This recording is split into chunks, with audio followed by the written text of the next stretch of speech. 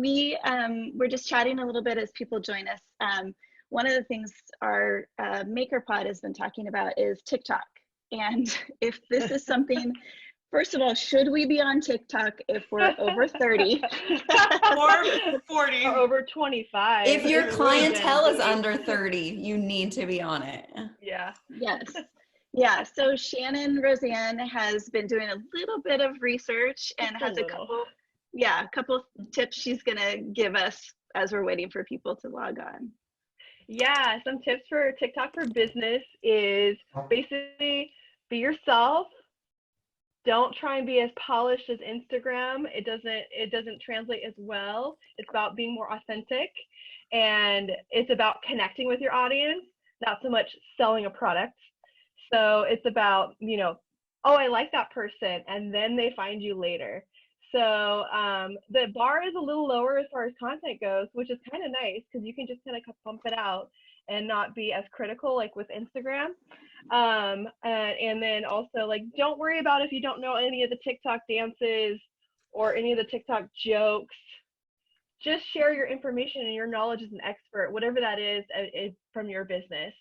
So those are some of the tips that I got. Those are great. I was just thinking, are we doing our flash mob now or just kidding? Has anybody posted anything to TikTok? Do you guys have accounts? I do. Yeah. I do. I have one video. I have 2 videos. Like November. Yeah, exactly. You guys that are joining us, thank you for joining us. So if you've been here before, you probably know that you can utilize the chat. You can raise your hand, and we would love for you guys to interact with us in that way because, it feels a little lonely sometimes when we're just staring at our own faces. So you guys that are joining us, do any of you guys have TikTok accounts? Have you tried to utilize that for your business? I see Megan says I've posted a lot of times, haha. Okay, so everybody follow Megan. See what she's up to. Oh. I think just like Instagram, getting on early is a benefit. So I definitely recommend, even if you are like hesitant to post, get on early, be an early adopter, and that usually benefits. Yeah. Courtney Brown says the meme of the Golden Girls sitting around a table is definitely me when coming to TikTok. So I haven't seen that one. I'll have to look it up. Awesome. Well, thank you guys so much for joining us. I'm gonna kind of introduce our panel and do a little bit of housekeeping, talk about a couple things, and then Jody's gonna introduce Laura, our speaker today. So my name's Nicole Enns. I'm one of the Makers and Shakers team. We have Morgan Fuller. Hi. Say something so people could see and know who you are. We have Shannon Roseanne. Hello. Hi. We have Shannon McConney. Hi, everybody. We have Alon Bagwell. Hello. And we have Jody Drysdale. Good morning. Okay, that was really awkward. I'm sorry.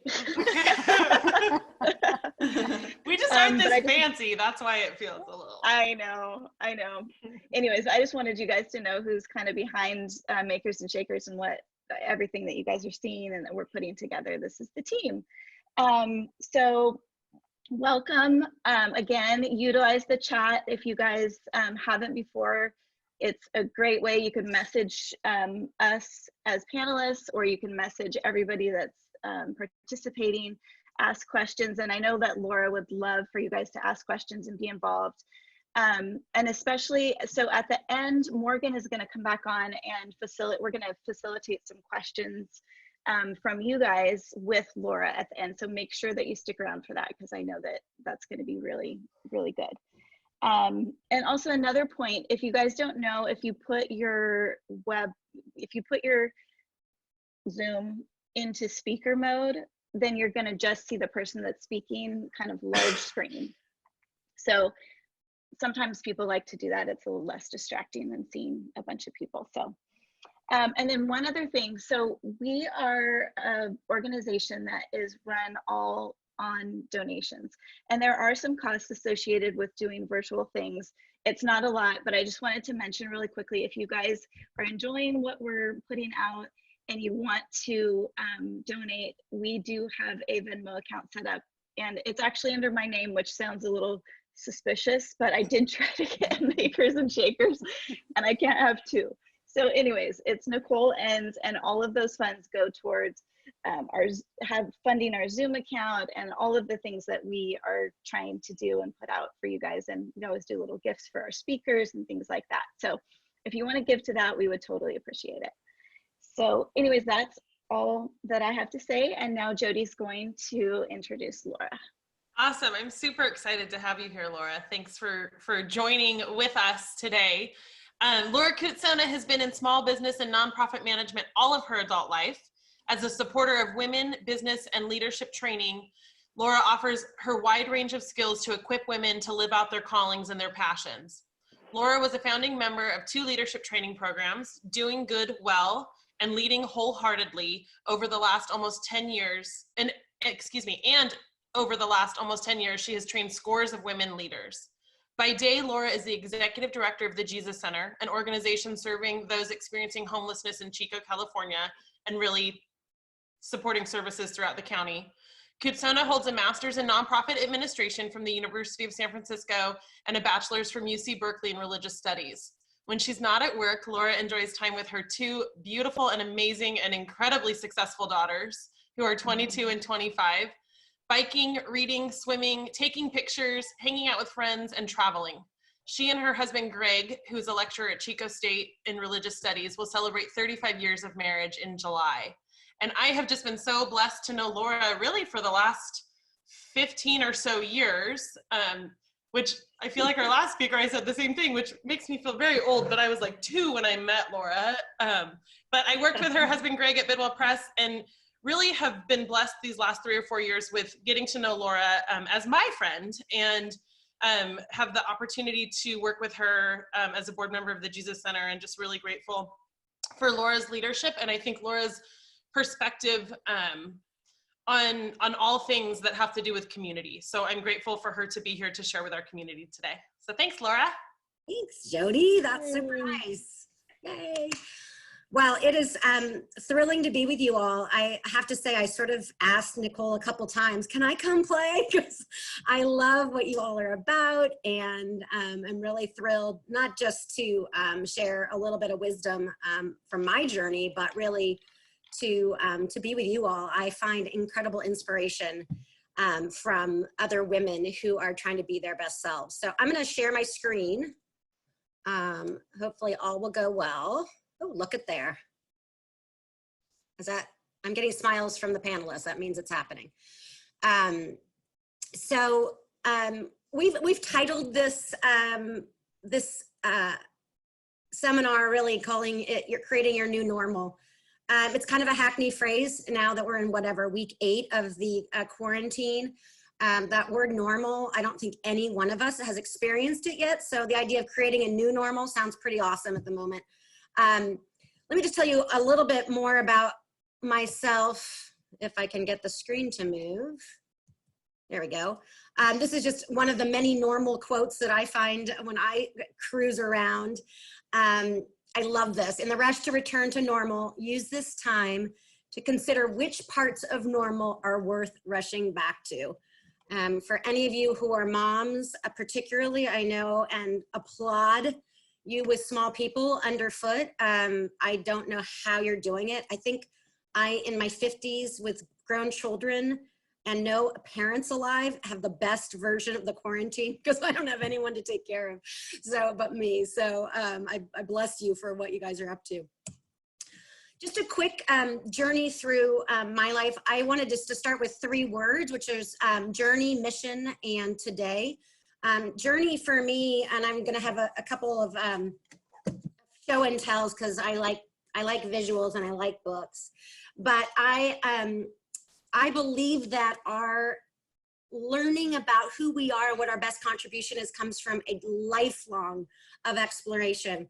I remember one 24-year-old friend of mine saying, I thought I had figured out my entire relationship with my mom And I went back to therapy after I had my first kid, and everything has changed. I'm like, yeah, welcome to the world of the onion. Like every minute, every day, we learn more about ourselves. We learn more about what our best contribution is. And more importantly, we learn about our world and what's needed and how we can fit in there. Which leads me to the second image. Is a friend of mine who has been a part of the Doing Good Well series that I do for a national arts organization. This is her being her best self in front of a fabulous installation. Those are carrots made out of felt behind her. And really my mission and calling is what Jody said, is helping people find their best version of their self and to live into that and equip you, encourage you, inspire you. If I could do one thing today, to inspire you to be you. I just am thrilled when I look out at the names, some of you I know, and the pictures of those on the panel. You guys are all amazing and all beautiful works in progress. As Jody mentioned, my today version of my own calling is to help those experiencing homelessness in our community be their best selves in relationship to one another, to build a community that's healthy and welcoming to everybody. So the pandemic, what the heck is this about? And why is this the backdrop of our experience right now? I put that coronavirus image in the backdrop because it's just sort of everywhere, right? And several things come to mind in this moment, but I happen to live with a guy who has a PhD and a daughter who's working on her PhD. And lo and behold, even in my notes for today, the word liminal comes to mind. That might be a little technical, but it's an anthropological term that describes the betwixt and the between. It's that period of time when you don't really know if the person you were and the person you're becoming, or the stage in life you were, is going to be the next stage in life. And there is something unbelievably awesome about liminal periods. And the part I like most actually isn't the part I live by normally, but I love the shrinking of liminal periods. Whether you are in a literal like deprivation zone, or in our case, we're relegated to whatever number of four walls we have, we're in a shrunken version of our life. We're not going out as much, we're not interacting with each other, we're not hugging each other, we're not maybe going to our normal workplace, we're spending way too much time in front of our computers. Whatever it is, we've shrunken. So I like to use a couple of examples. I talk a lot about scarcity and abundance all the time. And I'm an abundance person, always have been, always will be. But there's, again, something unbelievably fruitful about scarcity. It's what happens when you clip your rose bush down to the nubs and you're like, that is ugly. That is, ugh, it feels bare, like it is barren, and it goes through the winter like that. And then you see in the early, and you know, for us it's February, those little teeny pieces of green just pop up. And then it's better than it was last year by the time you get to this season. I got roses just everywhere. But without the scarcity, there wouldn't be the abundance. And for those of you who are more literally minded, the haiku, which is 17, not words, 17 syllables, versus the narrative poem, or the short story that ends up in the Atlantic. The haiku forces the writer to be so precise. Every syllable, not word, every syllable matters. And I think this is what I'd really encourage you to think about this time and its deprivation as a place for creativity. And I made my living for 25 years as a consultant. And the reason people called me for consulting wasn't because of my brilliance, it's because I had run out of money. And I remember I had a client who he had a huge, multi-million-dollar, multi-year contract with a huge grantor. And it was coming to an end, and they were saying, in 3 years, we're cutting you off. So in that next 3 years, you have to replace those dollars for new dollars. And they didn't know what to do. They were fat and flabby. They had had so much abundance. They were very undisciplined. They couldn't explain to you who their target market was. They didn't really know what they were producing. They were a bunch of academics, and they were and they were all over the place. And in that moment, they were forced towards scarcity.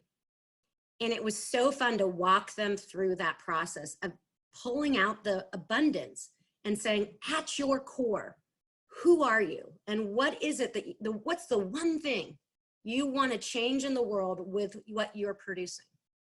And out of the scarcity, they were able to get more clarity, which eventually led to their best contribution.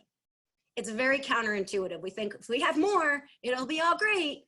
But I think, again, I think that's our benefit. And that's my invitation to you as whatever, we have no idea, right? There's no timetable. But we know we're in this pocket, this liminal period where we have an opportunity to think differently and to invite and to enjoy that discipline. I think I'm going to move ahead, but I'm going to recommend for you all to Google upside down Bach. And there's a guy, I have one of the beauties of being married to a PhD is I have a built-in research assistant. And I don't have to give him topics. It's over the breakfast table, literally, this morning. And I'm telling him about what I'm doing. He's like, oh, you've got to show this YouTube video of the upside down Bach. And I listened to it. And it's essentially this guy who is a concert pianist. He also has a PhD in astrophysics. Again, abundance, right? And he's now been relegated to his apartment in New York. And he had this lifelong idea that he wanted to flip some particular Bach concertos upside down using a digital medium. So relegated to his apartment, he has actually done this. He's written this I guess, some sort of algorithm that allows him to play and it go upside down. I'm not a musician. Linda, you can explain this, how this works later, but check this out. And we can put this in the chat bar, maybe. Oh, no, not me, somebody. Somebody later will, or we'll send it out. Nicole will do that. So the place to start is with you. And again, I recognize, and I was there, I was building my business initially called LRC Consulting when I had small people in my Manhattan apartment. But it doesn't matter what stage of life you're in, you are the clay. In my case, as a consultant, I was the product. If you go on my website, lrcconsulting.com, which no longer is really active because I'm more than full-time with the Jesus Center, it's all about me. It's the Laura Cootsona show, that's what it was. I was the clay. And so our clay is that, again, it's the infinite opportunities to be and become who you want to be. And I break that up into 3 ways of looking at this. One is to look back. And one is to just look around. And the final piece is to look forward and to our imagined future. So when we look back, again, one of the things that we built Doing Good Well on was the concept that if you focus first on your internal world and then on your present, you can better be the healthiest you to bring out your creativity. In this case, we were working 100% with women under 40 who were involved in the arts. Most of them were makers. They had a craft. But some were involved in teaching and curating and other forms of work in the arts. But they brought a lot of stuff to the conversation of who they wanted to be. And so we built a very robust set of curricula around their internal world, their psychology and their spirituality. And I would say my work with the folks that we work with at the Jesus Center, it's the same thing. We can talk about getting jobs. We can talk about permanent housing. We can talk about being full-fledged, able-bodied citizens. But if we don't address what's going on inside, and for some of that is just self-knowledge. It's not super extensive, maybe, but it's. But for others of us, it is managing trauma. It's managing generational disabilities that have passed from family members. And it's also looking at where the positive influences been. And I will just bring up my little blue journal again. This came from our first Doing Good Well. And it's essentially a journal of my life. Now I'm not perfect, so it's not filled out every year because it turns out I'm old and it takes a long time to do that. But the idea being, do a lifeline, do a version of analysis. We did this, Jody, I don't think you were in the office, but I did it with some of Jody's office mates when I first did some consulting with them, and we did it on a big piece of butcher paper. And we put year after year after year, and we put the positive on the top of the middle line, and we put the negative on the bottom, just to take in. And she was young, so it didn't take that much paper, but just to take in what that was. And for her short life, I think she was in her late 20s at the time, it was rich. And I say rich in a somewhat tongue-in-cheek way. I mean, there was a lot to take in, and we would be naive if we don't take that in. I think the other thing I'm learning about trauma is how much trauma can be interrupted through positive influences. So harvest the good as well.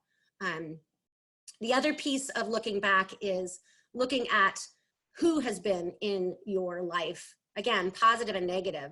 And the first autobiography I did was actually a spiritual autobiography I did in a weekend seminar a million years ago when we were living in Princeton, New Jersey.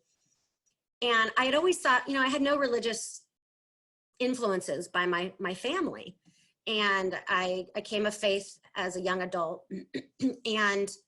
But in that moment, in reflecting from birth, I remembered that my parents had brought me for baptism.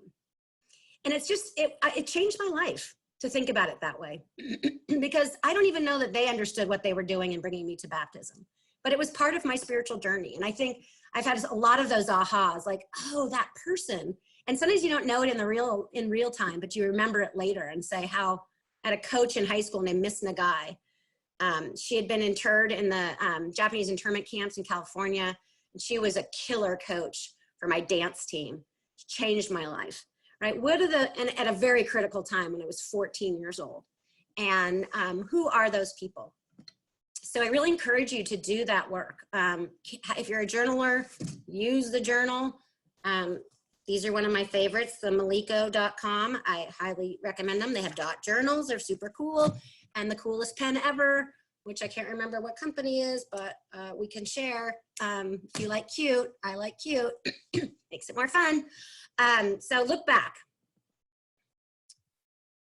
Looking around, this is really taking an assessment of what you've got. Sometimes I use the image of just taking a photo. In business settings, often we'll do a SWOT analysis, right? Strengths, weaknesses, opportunities, and threats. What do you got? What are your tools? Again, going back to the clay or the artist medium, what are your media? What do you got?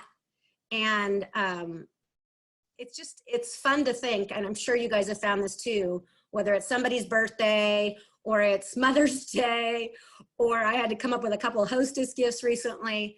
It's like, if it's not in my house, it ain't happening. Like, thank goodness for that stockpile of cardstock and the stockpile of presents on demand, that you've picked up in random places.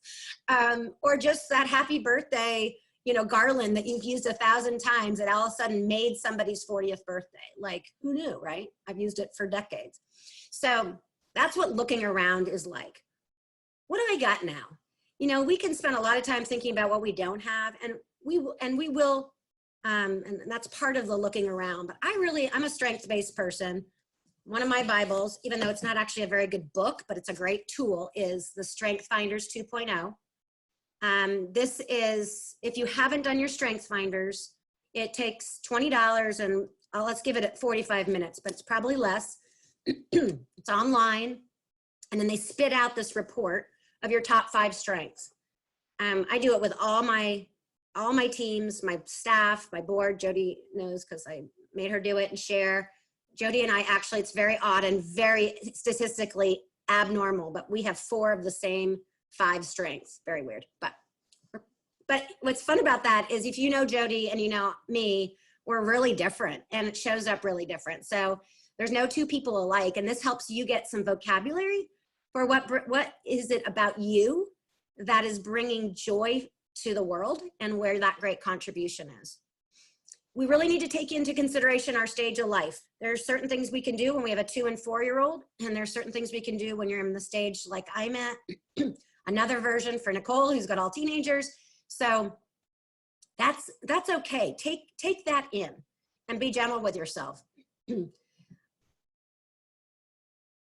When I was building my business, when we moved to New York City, I had an in utero, and sorry, I'm getting a little more water. I had in utero and a 2-year-old, and I was living in New York City, Manhattan. My husband had a ridiculously huge job. It was a weird time to create a new business, but I did, and I did it. And by probably year 2 of that, I still remember driving up to one of my consulting clients. I had to deliver him a piece of paper. It wasn't a big deal, but in Manhattan, everything's a big deal. And I drove up. I had to phone him to say, come down from your building to pick up this piece of paper. He comes down from his walk. He worked in a 5-story brownstone. He came down to the street level, came up to my car. At that exact moment, the 2-year-old threw up all over herself in the backseat. And at that moment, I said, you know, I'm not one of those consultants who's going to be able to hide that. So can you get me my paper towels so I can clean her up, right? And it didn't matter how much I was charging him. When he got Laura Cootsona for LRC Consulting, you get a mom.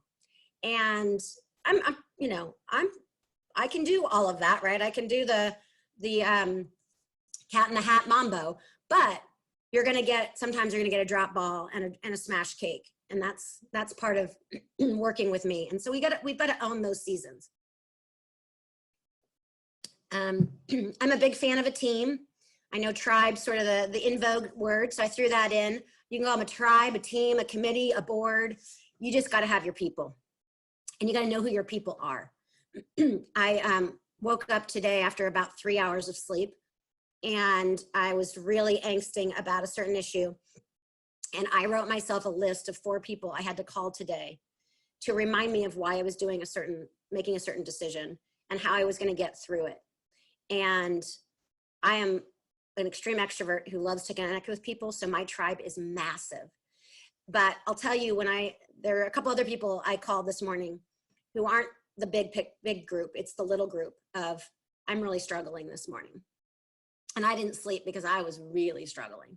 And you got to know who that team is. So you have different teams for different functions. Sometimes you've got your creator team, who are those like, oh, you can do this, or, oh, I've got this, how about try that? And they're really your side-by-side play people. And then you got your intimate team, you got your cheerleader team, and you got to have the part of your team that's going to tell you the truth. And if, in my case, I'm lucky I'm married to that part of my team. He's not afraid to tell me my truth. But I've got several of those people. And so you identify those people, write them down, build those circles of people. So when you get to that point where you're looking at the mirror and you're like, I can't do this anymore, who's going to come alongside you and remind you of what you're doing? I think it's really important too to really take note of your assets. This is kind of that strengths and opportunities piece. What's, in addition to your strengths, sort of your DNA, what do you have? Do you have capital? Do you have time? Do you have space? Do you have a wizard skill in something that most people don't? Are you an extrovert? Are you an introvert? Are you a come alongside and undergird people, or are you an upfront person? What are your tools? And get specific about that, and be okay with naming them. I now refer to my my wizard skills as my superpowers, and I feel very comfortable. But it took me 50 years to be comfortable with that. But it's okay. It's okay to name what your unique contribution is. Along the side of season and stage, it's really important to recognize your limitations. I have a really good colleague that I work with, and he has health concerns, some pretty serious ones. And he's really had to limit his scope and his reach because of his physical limitations.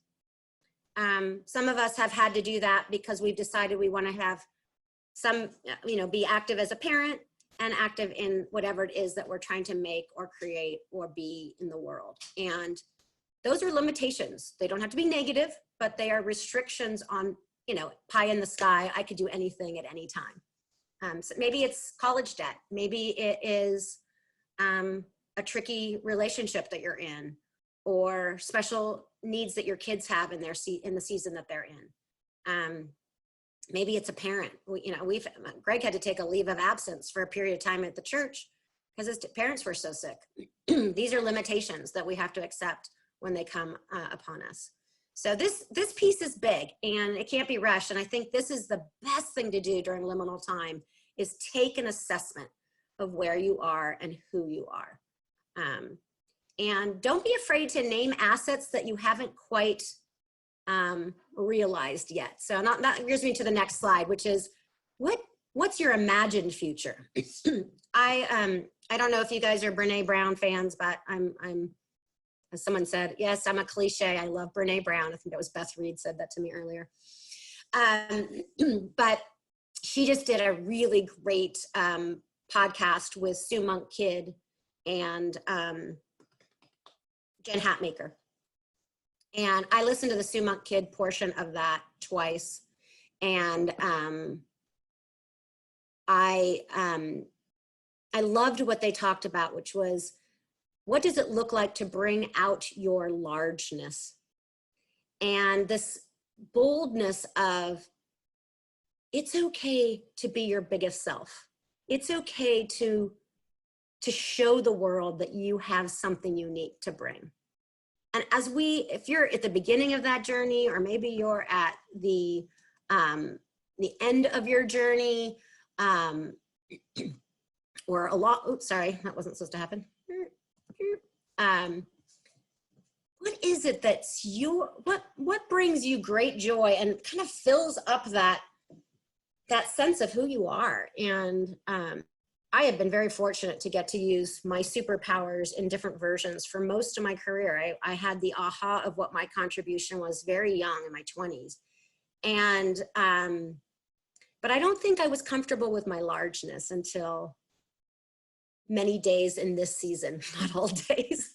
But I remember when I first moved here, I was out at the mailbox. We have a common mailbox. And I remember someone saying to me, I don't even know what I was involved in. I wasn't doing this very public thing that I was doing now, but this neighbor of mine was very impressed with me. And she's like, I just can't imagine all that you do and all that you are and blah, blah, blah. And under that, at least what I heard, and I don't know if it's what she intended, but I heard this sort of sense of my largeness was her diminishment. And she could never be who I was, and which is true. She can't be who I am. But I think we have to, particularly as women, we have to endure this sense that my gain is your loss. And instead, what we need to do and what we need to do together is to bring about each other's largeness and cheer it on, right? And celebrate each other. And when we fall, or when it doesn't turn out the way we hope because we took a really big risk, which PS, if you're an entrepreneur and you're not taking risks, you're not an entrepreneur. And if you're an entrepreneur who takes risks, you're gonna fall on your face. Read the op-eds for the last 5 years about me, and you'll see how hard it is to do your big contribution, and how even this morning I was criticized in a letter to the editor. It's hard to bring your largeness into the world, and people will laugh at you. And what you think is large might be someone else's small, because there's always someone doing something bigger and better than you are. And I just want to, again, this to me is where I want to camp out, this is where the work is. This is why we go back to the interior work. This is why we bring our tribe together when we look at our assets. Because when we stick our neck out, we're all sorts of vulnerable, right? And we're all sorts of out there, like, and people have no issue, particularly online these days, throwing pot shots at you when you try something new. And so stick it out. I mean, this will be sort of how I'll end, but stick it out, because your largeness is the world's gain. And that's really how we have to view what we have to contribute, is what do we have to contribute? Whatever our scope is. Our scope might be our family today. It might be our school. I love Chico way more than living in New York or Oakland, because I feel like this is the right size community for me to influence with my gifts. I'm not a New York influence size. I'm a Chico influence size, and I feel great about that. And so what is your scope? Whatever it is, it's yours, and find it. And one thing will lead to another. And I think I think when I look around, again, I'm just extrapolating from names because I do see names on here, but not pictures and knowing enough of you, is we are all influencers. It's just finding out where it is. We're all leaders. We have to find out where that scope and time is, and it changes. And for some of us, you know, I have friends who thought it was one thing, thought it was maybe a lot bigger or wider, or more lucrative, but actually their greatest contribution was actually what some would call small, and yet only they could make that contribution. I have a friend who was the CEO of Random House, huge position, ridiculously huge. And we met him because they went to our church in New York. And I remember when he left that position, Peter said, I just want a narrow ditch. I just want a narrow ditch. And they went on to do more philanthropic work after that. And it didn't make the Random House job the wrong job for him or the wrong contribution, but it's not about size. And I think sometimes we think that we have to grow. We have to have a certain kind of revenue.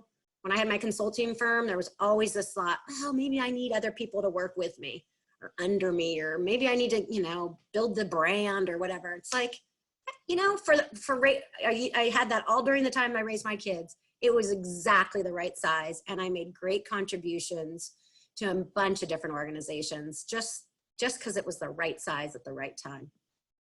I'm seeing if are you gonna cue me, Morgan, if there's something I need to answer or question, or because I can't watch chat and chat, turns out. Okay. Okay, next slide. So just sort of summary. I think as we move forward, again, I'm a big fan of the team. It doesn't have to be big. It just has to be the right group, and it can change. And what I found is my team now, you know, 2 of the 4 people that were on my team when I was thinking today, one runs an organization up in Reading, like the Jesus Center, and one runs a consortium of organizations across the country. They weren't on my team in the last season, but they're in this team.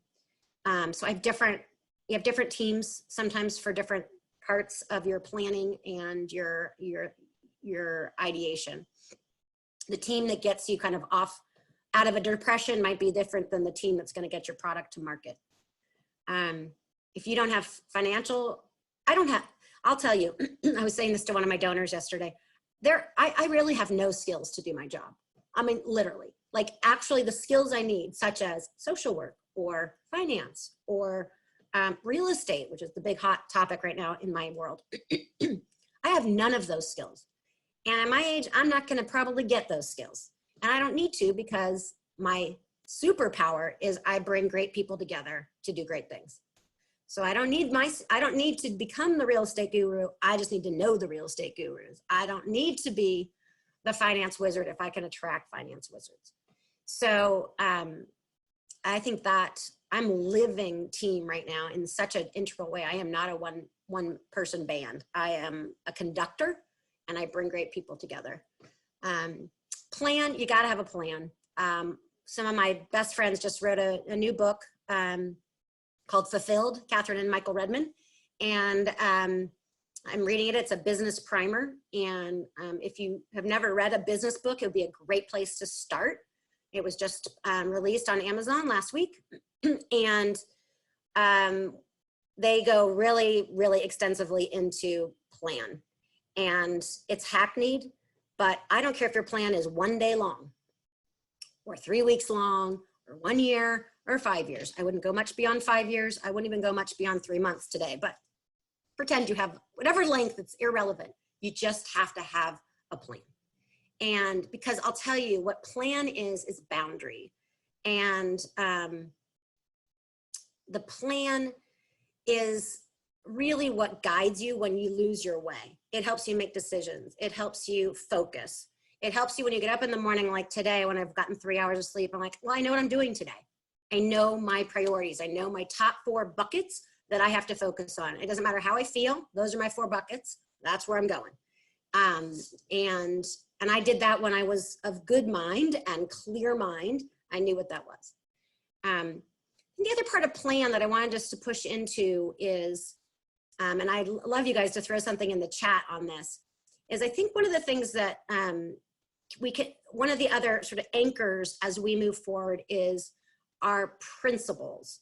And principles, or you can use different words, but principles is good enough for now, is a combination of core values and core practices. That's how they show up. So a core value for me, particularly, and I have my universal core values, but I have ones in my current work. And one of my current core values, and it happens to also be one of the Jesus Center values, is collaboration.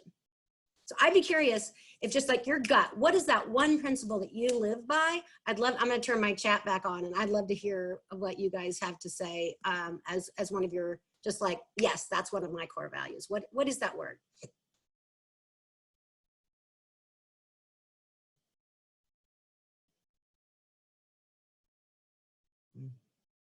So integrity, compassion, authenticity, growth, connection, compassion, kindness.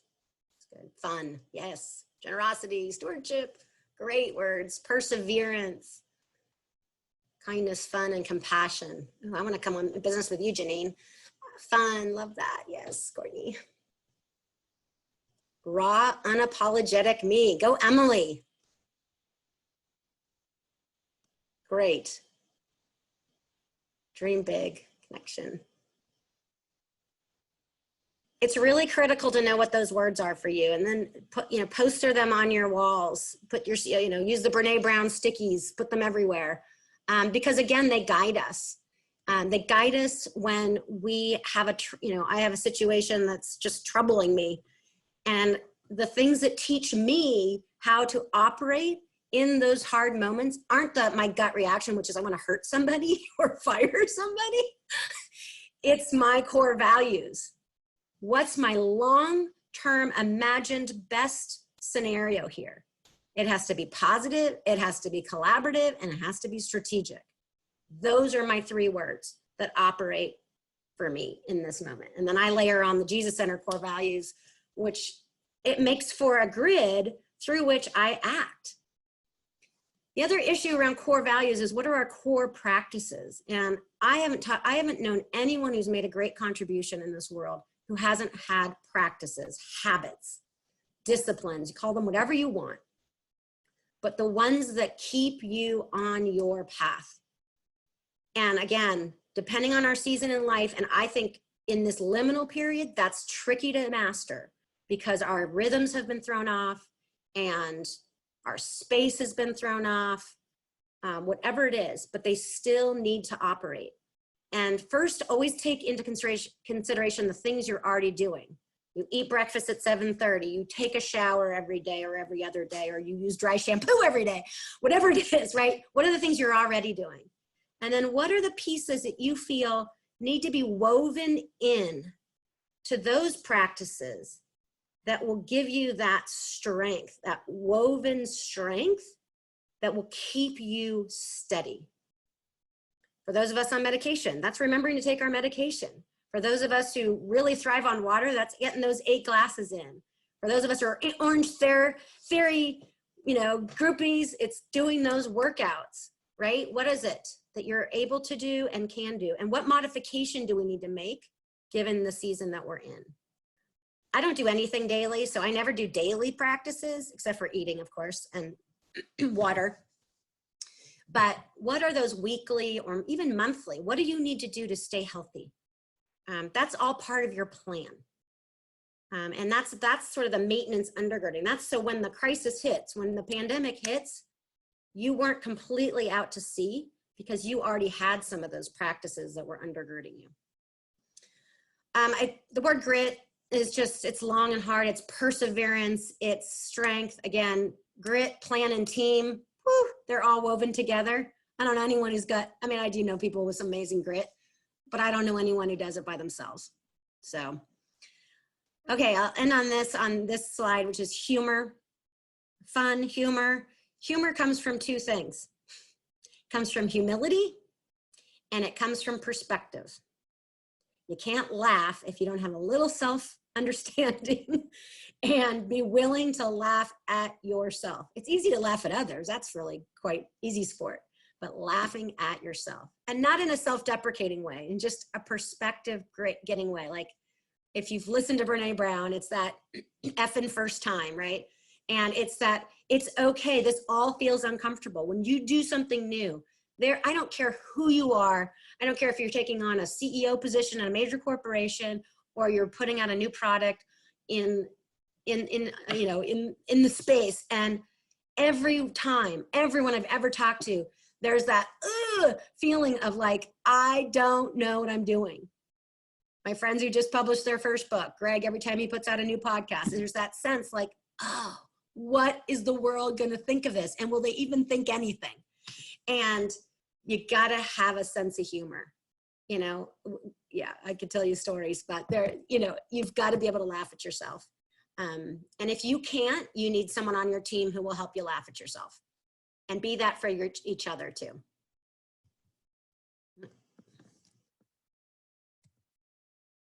So this actually, speaking of Brene Brown, this quote was said to be Brene Brown, but it wasn't. It's Sonia Renee Taylor, and it goes like this: "We will not go back to normal.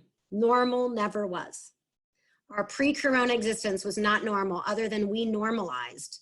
And this is a list of things which one of these words might fit for you: greed, inequity, exhaustion, depletion, extraction, disconnection, confusion, rage, hoarding, hate, lack, etc., etc., etc. Whatever it was, we should not long to return, my friends. We are being given the opportunity to stitch a new garment, one that fits all of humanity and nature and ourselves. I'll add that.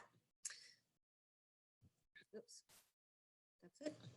That's my last slide. So that's what I have for you. I am hoping to hear your questions, thoughts, parts of this that are the struggle for you. However you guys want to, I'll let the panelists take over. Yay. So good. So good. Thank you, Laura. Yes, so much good stuff, Laura. Thank you so much. So first we're going to start with Nicole's going to bring on Emily. Emily has a question for you. So she's going to pull her up. I don't know how quick and easy that is. I can ask another question. Nicole, do you want me to stop sharing? Yeah, could you? Thank you. Okay. So while she pulls, oh, Emily's up. Perfect. Woo. Hi, Emily. Hi. Hi. Wow, it's so nice to see everyone's beautiful faces. Laura, that was absolutely incredible. I was watching you and just sort of thinking like, man, I just want to be articulate and relatable, and just like you are. So thank you for being a really awesome, genuine inspiration, a local inspiration. My question really always for me comes back to boundaries. And I am the first person to say, yeah, that you've got to, create boundaries and learn the art of saying no. And I've read books about it. But at the end of the day, I'm still really terrible at it. So, I mean, yeah, I'm always surprising myself. So, how do you prioritize the boundaries that you create, and what are the skills that you've drawn on? Well, it's a really critical question, Emily, and we've worked really hard at it. So for those of you who don't know, my husband actually wrote a book called Say Yes to No. So I recommend it. It's very practical. It's one of his, absolutely his most accessible book. And it's great.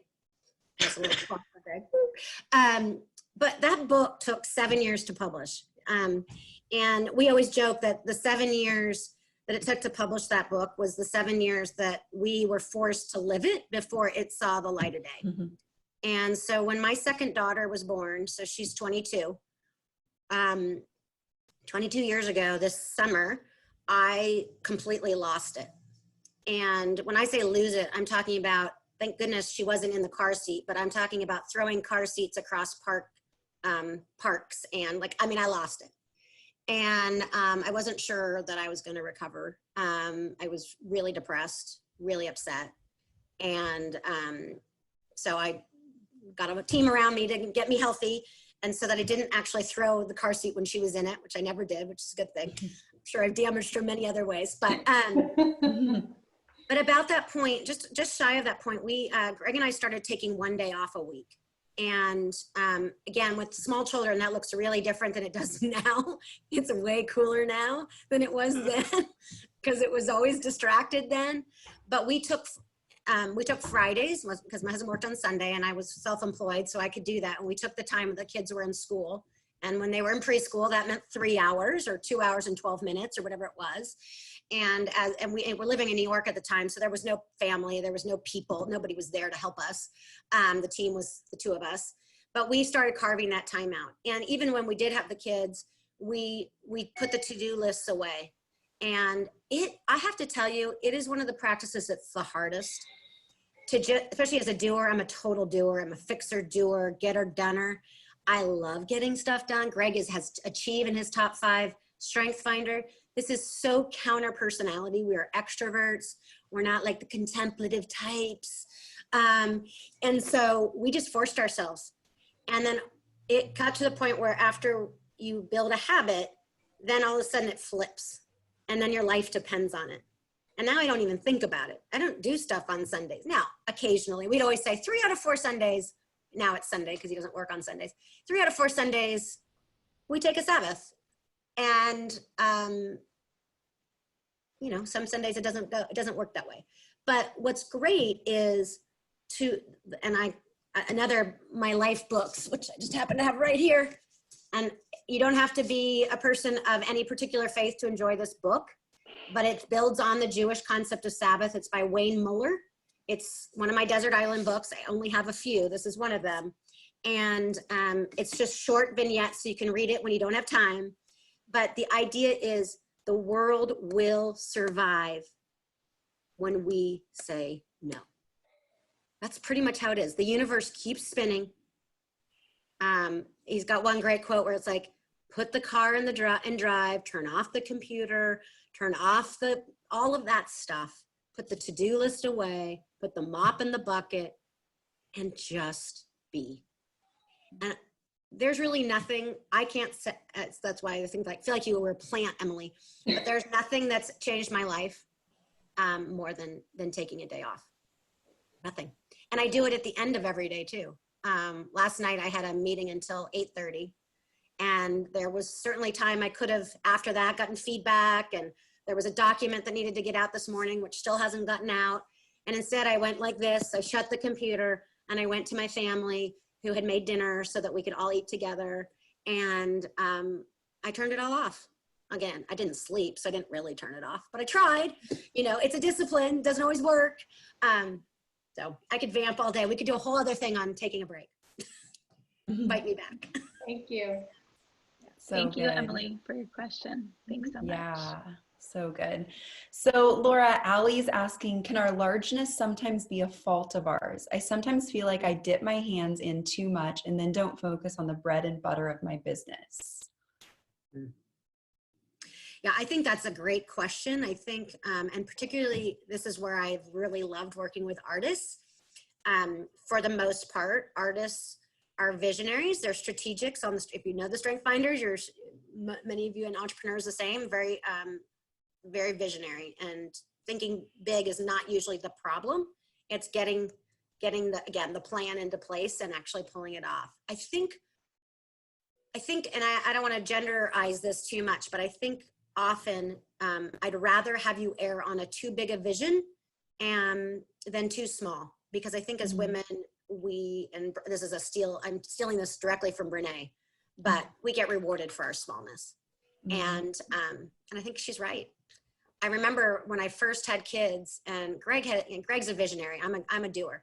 Greg's a visionary. So he would like, oh, I'm gonna write a book and I'm gonna do this. And I'm like, I'm gonna get through the end of the day. Like, that is my goal. I mean, I remember in my late 20s, early 30s thinking, I don't think I have a dream. Like, I had a great dad who was very empowering of his 4 daughters, but I didn't really have a dream. And then I got married so young, and I mean, things just sort of happened. And so that really bothered me for many years, that I didn't have a big enough vision. And so I would say err on the side of nurturing that. But again, that's where your plan can really counter too much of this. I think it's not having too big a dream. I think it's thinking smallly of yourself. But you do have to be practical. I'm probably overly pragmatic. So I'm not one of you visionaries. Ultimately, it's a piece of my pie, but I'm more pragmatic than I'm visionary. Yeah, I love that. So any of you panelists too, do any of you have a question in mind? So I want to give you a chance to jump in. Yeah, Nicole, go for it. So Laura, you talked about taking assessment, and I'm curious if you have any tips on how to take an assessment of our lives. Yeah, so I mentioned the Lifeline as an exercise. That's something you can do on your own. It's also fun to do with someone who knows you well, and take some time. You can do it this way. You don't have to be in the same room, or you can use the butcher paper that I did with one of our friends. Again, that I think that's a great exercise. It can feel tedious, and you can break it up into, again, depending on how old you are, it's less tedious if you're young. But I think that's a fun exercise. I am a big fan of actual assessments. I know this is one of the hot ones, the Enneagram. I think it's pretty complicated for my simple mind, but some people have really, really loved this, and that might be a fun thing for you guys to have. If you haven't already had someone come in and talk about the Enneagram, I would recommend that. I am not that person.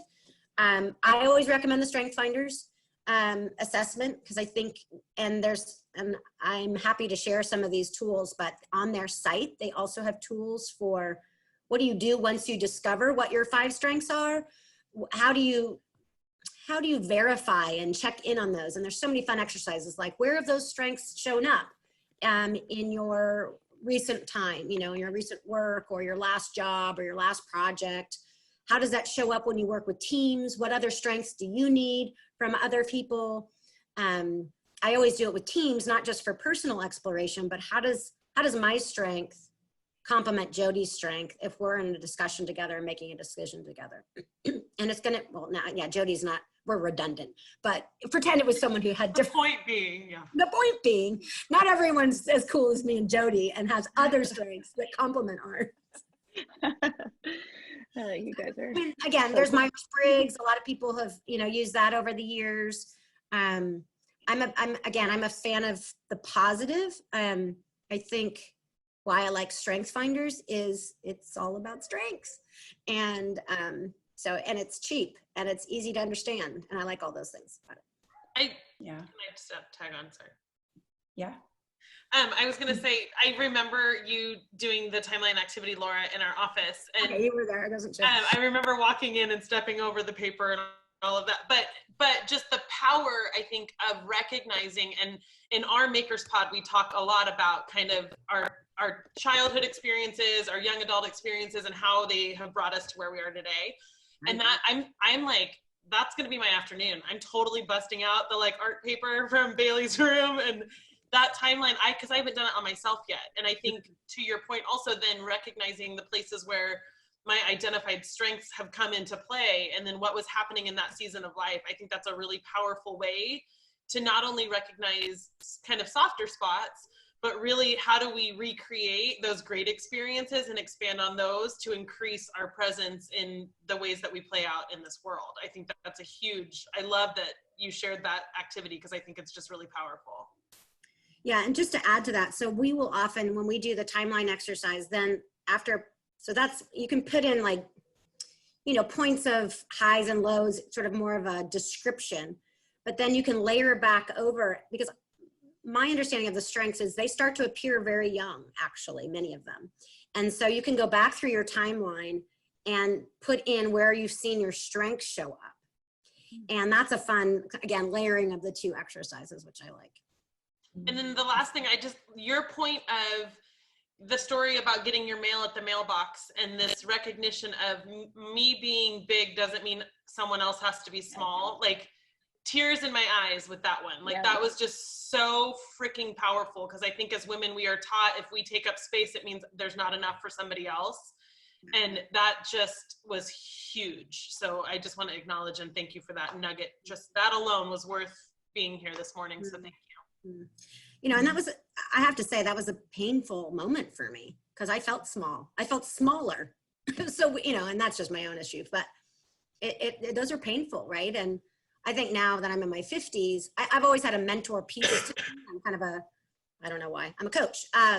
So now it's really critical to me, but I think it's critical, again, as advocates of others, to find their voice, that we make room, that we get out of the room sometimes so that others can get in the room. And again, it's not a zero sum. It's an and, it's not an or. And that's my word for the year is and. It doesn't have to mean less or more.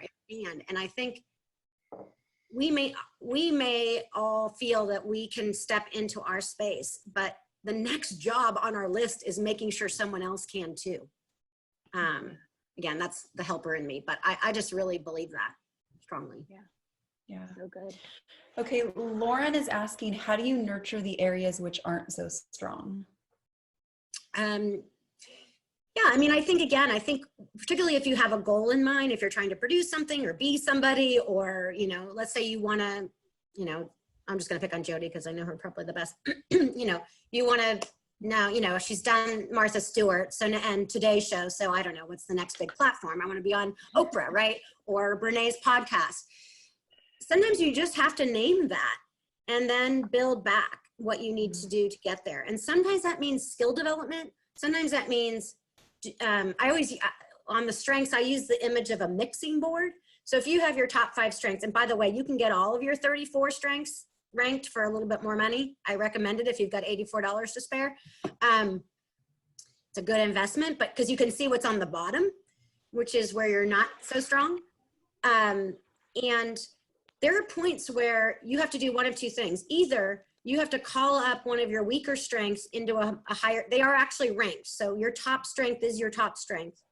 And so it goes down in importance. And part of the reason why I like the Lifeline experience so much is you typically go to the strength that has served you the longest and the best, which doesn't mean it's the best one to use all the time. So I'll use my number 5, which is woo, which I call the dangerous strength. It means winning others over.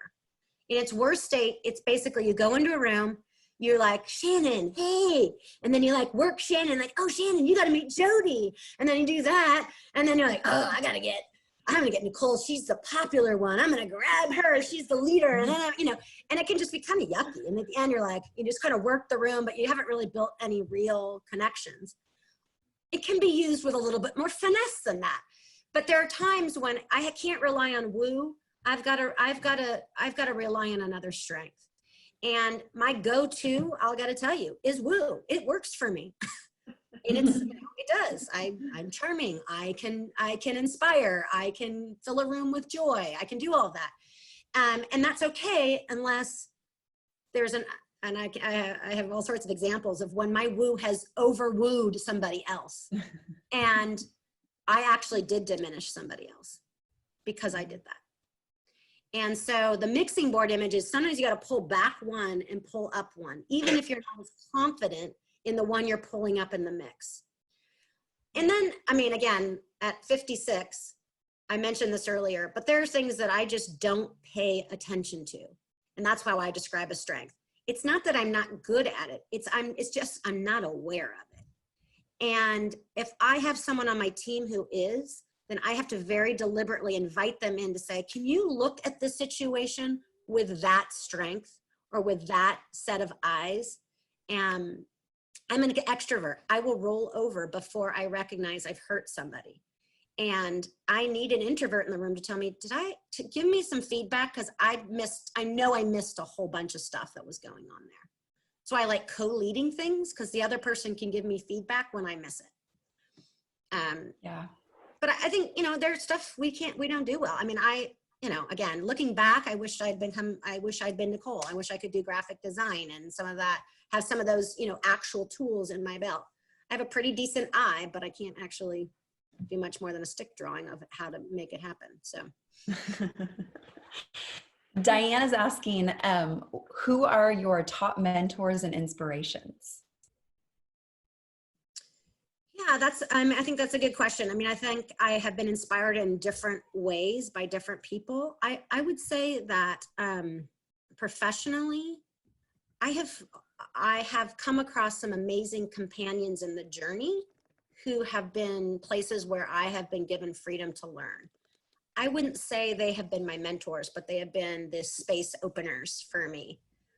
Certainly this project, Doing Good Well, with Christians in the Visual Arts, was one of those places. Someone who believed in me and coupled me with some amazing women to build from scratch this program that has changed. And I think we've had 130 women go through our program. We learn together. I think people on the for me, a lot of it has been interior work so that I could bring about my best self.